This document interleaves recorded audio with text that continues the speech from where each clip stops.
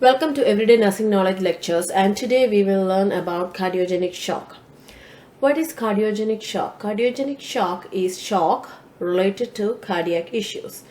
So shock is decreased perfusion, decreased blood supply to the tissues that leads to hypoxia or decreased oxygen. And if it is related to cardiac issues or shock in which the heart cannot pump enough blood to meet body's need is called cardiogenic shock. Now, what are the causes? The most common cause is myocardial infarction or MI. So myocardial infarction is when the blood supply to the heart muscles is cut off either by a blood clot or by plaque. The cardiac cells die. So the cardiac cells cannot work effectively, especially if it affects the left ventricle, where left ventricle pumps blood to the entire body. So as a result, heart won't be able to pump effectively. That can lead to cardiogenic shock. Now, rarely damage to the heart right ventricle, because right ventricle pumps blood to the lungs for oxygenation. Even that also can lead to cardiogenic shock. What are the other causes? So any condition that affects the heart function can lead to cardiogenic shock. Example, myocarditis, which is inflammation of the heart muscle, so heart won't be able to pump effectively. Endocarditis, where the infection of the heart valves, where the blood flow get affected. Arrhythmias, abnormal heart rhythms, heart failure, heart cannot pump effectively, heart is weak. Cardiac tamponade, there is fluid buildup around the pericardial sac, around the heart. As a result, heart won't be able to pump. Atrial septal defect, there's a defect in the atrial septum. As a result, blood flow get affected. So in these conditions, heart pumping efficiency will get affected.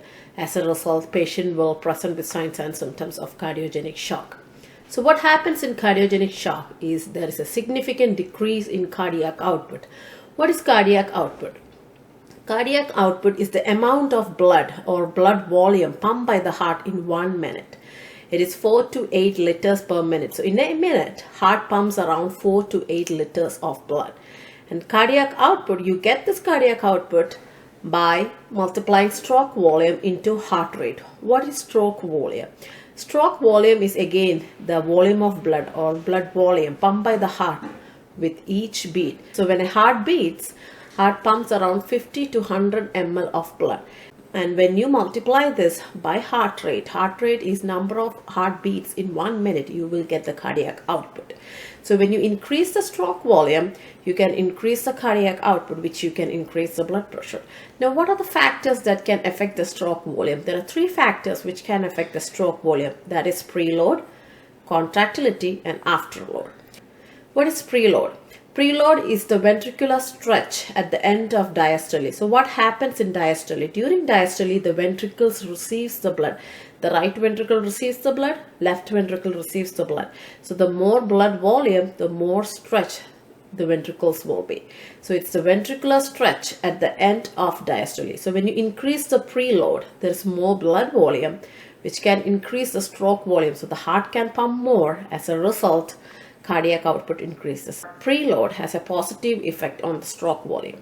Now, what is contractility? It's the ability of the heart to contract to eject blood.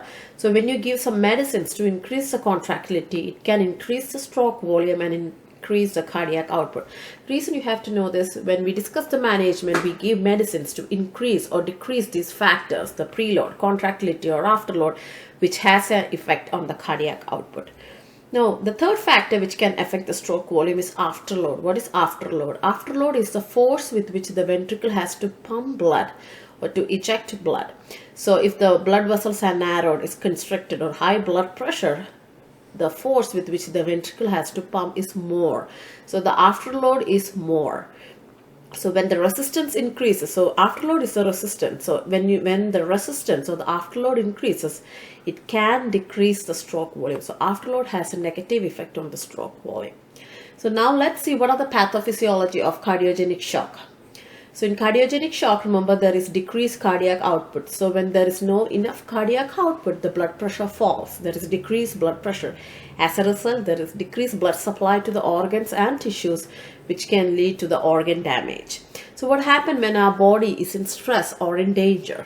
Whenever our body is in stress or danger, compensatory mechanism get activated. That is the activation of sympathetic nervous system and renin, angiotensin, aldosterone system by the kidneys. As a result, what happens in our body is it leads to vasoconstriction and fluid retention. This is body's attempt to increase the blood pressure. When the blood vessels constrict, when there is more fluid retention in our body, the volume increases in an effort to increase the blood pressure. What are the signs and symptoms of cardiogenic shock? Patient may present with chest pain. This is because of decreased blood supply to the heart muscle. Hypertension. Blood pressure drops because there is decreased cardiac output. Heart rate increases because activation of a compensatory mechanism to increase the blood pressure. Now, blood supply to the peripheries decreases. As a result, weak peripheral pulses. Cool, clammy skin and capillary refill is delayed. It's greater than 2 to 3 seconds. So now when the heart cannot pump blood effectively, as a result, there is backup of blood to the lungs and then gradually to the right side of the heart. As a result, there is pulmonary edema. Patient may present with shortness of breath, increased heart rate, respiratory rate, pulmonary vascular congestion, and crackles and auscultation. As fluid build up later on the right side of the heart, it leads to increased central venous pressure and jugular vein distension. Decreased blood supply to the brain leads to confusion, restless, anxiety, and decreased renal perfusion lead to low urine output. What are the diagnostic tests used to find or to rule out cardiogenic shock? In cardiogenic shock, the troponin will be elevated. The troponin is released due to the injury of the cardiac cell. So elevated troponin, elevated BNP. BNP is a hormone secreted by the cardiac cells when the ventricles stretch due to the high blood volume. So heart cannot pump blood effectively. As a result, there is backup of blood to the lungs and to the right side of the heart. As a result, ventricle has to keep stretching. That leads to release of BNP. So elevated BNP. Now elevated lactic acid. So the organs are not getting enough oxygen, but still it needs energy, it needs metabolism. As a result, it takes place in the absence of oxygen or anaerobic metabolism that leads to buildup of lactic acid or lactate, which leads to acidotic stage. EKG to rule out the rhythm of the heart. Echo to identify the ejection fracture or any structural deficit or structural problems with the valves. Chest X-ray to rule out pulmonary edema or size and shape of the heart. Cardiac cath to rule out any block in the coronary arteries. What are the management of cardiogenic shock? These patients will be mechanical ventilated for the oxygenation of the organs and tissues and for respiratory failure. The patient will be on hemodynamic monitoring. The patient will have a central venous catheter to administer medicines to measure central venous pressure, Swan-Ganz catheter to measure the pulmonary capillary wedge pressure, cardiac index, and other pressures of the heart. So the central venous pressure is increased. What is central venous pressure? It is the pressure on the right side of the heart and in the superior vena cava. So normal, it is 2 to 6 mmHg. When the heart cannot pump blood effectively, there is backup of blood, more fluid and blood build up in the lungs and to the right side of the heart. As a result, pressure in the right side increases, so CVP will be increased. Swan-Ganz catheter is a balloon tip catheter inserted and advanced to the right side and finally into the pulmonary arteries. It's a balloon tip catheter and it can even measure the pulmonary capillary pressure, which actually measures the left atrial pressure. So pulmonary capillary wedge pressure normal values is 4 to 12 mmHg. When heart cannot pump blood effectively, the pressure increases to the left side. As a result, pulmonary capillary wedge pressure will be increased. Normal is 4 to 12. It is greater than 18 in cardiogenic shock. Now, cardiac index. What is cardiac index? Cardiac index is the measure of cardiac output based on the patient's body surface area. So since the cardiac output is low, cardiac index is also low in these patients. Normal cardiac index is 2.5 to 4. In cardiogenic shock, it will be less than 2.2 liters per minute per meter squared. What are the medicines used for cardiogenic shock? One is diuretics, example Lasix. So you know there is extra fluid buildup in the lungs. To remove extra fluid, it reduces the preload. So when you remove more fluid, the preload decreases. In the pathophysiology you learned, increasing the preload increases the stroke volume and increases the cardiac output. This works when you have a normal or working or healthy heart.